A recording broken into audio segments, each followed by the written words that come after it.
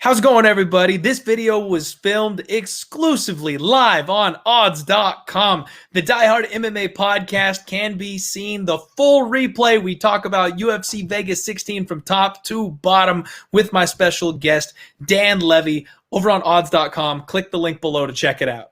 Next fight up is, man, I've got a weird itch on this next fight we can talk about. We've got a heavyweight fight between Gian Villante, who is 17-12, taking on the man who ate Jake Collier, who's 11-5. What are we supposed to do on this thing, man? Both these guys literally rolled off the couch for their last fights. Gian Villante is not a big 205er who shouldn't be competing at heavyweight. And then you've got Jake Collier, who's literally a middleweight, who's now fighting at heavyweight. And oh my gosh. So here's the thing. Gian Villante is a huge favorite in this spot. Or not huge favorite. Sorry. He's about a minus 200 favorite in this spot. And somehow money is coming in on Jake Collier. He opened up at plus 180. He dipped down to plus 170 for a little bit there. And I'm seeing money kind of come back in on that side of things. Man, I got to see Jake Collier at the weigh-ins. I feel like Gian Villante is the bigger man when he's motivated, when he's in shape. You know, he trains with guys like Chris Wyman. He's a solid grappler. He hits hard, but he's clinging to a roster spot right now. Like, this guy is barely hanging on to his UFC career. Collier, yeah, I got to wonder if he's just showing up for another paycheck, man. His last time out was embarrassing, and he really just showed up for a check. I need to see what kind of shape that he's in. Did he train at all before this fight, lose any weight whatsoever? Because if you rewind 2-3 years, Jake Collier in shape, motivated, I probably would have bet him against Gian Villante.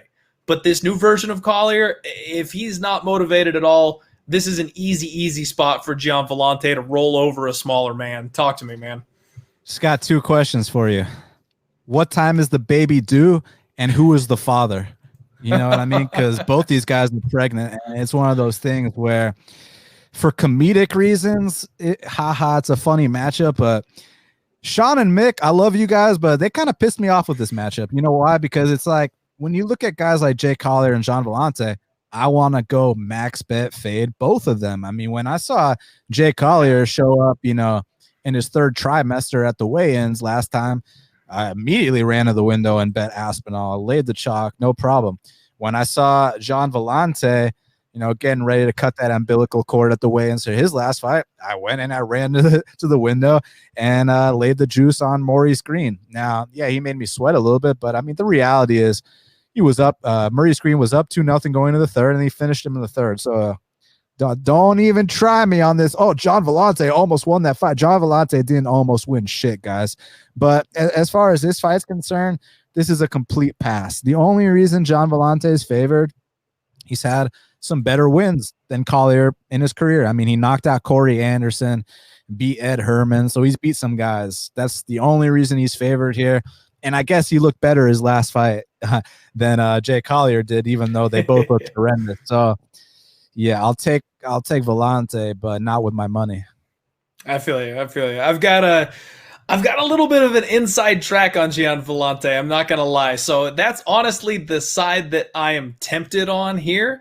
But again, it's all going to depend on the weigh-in. So, you know, like you mentioned, Dan, and everybody in the chat knows, I do the post-weigh-in show on Fridays. I watch these things very, very closely and try and give you my live reads at the last second. If Gian Villante comes in the way I think he's going to come in, and if Jake Collier looks exactly like he did last time, I'm looking at taking Gian Villante inside the distance or by submission. Just looking for him to absolutely roll over this guy, because one of them wants it and the other one doesn't. And there's not enough that can be said about that hunger that drives these fighters. Somebody tweeted me about that earlier today, and I apologize. I'd love to give you a correct shout out, but I can't remember the Twitter handle. That, you know, that hunger is a real factor when it comes to MMA. And if Collier, like I said, if he's basically hanging it up, if he's coming for an easy paycheck here, Gian Villante is actually fighting for a roster spot. He should get it done. But this is another one where, technically speaking, you don't got to bet it. Clint, when you talk about that hunger, are you referring to the buffet or to their careers? I got to know, man, because I think it's a legitimate question for this fight. That's, yeah, man. Both these guys have the hunger at the buffet for sure.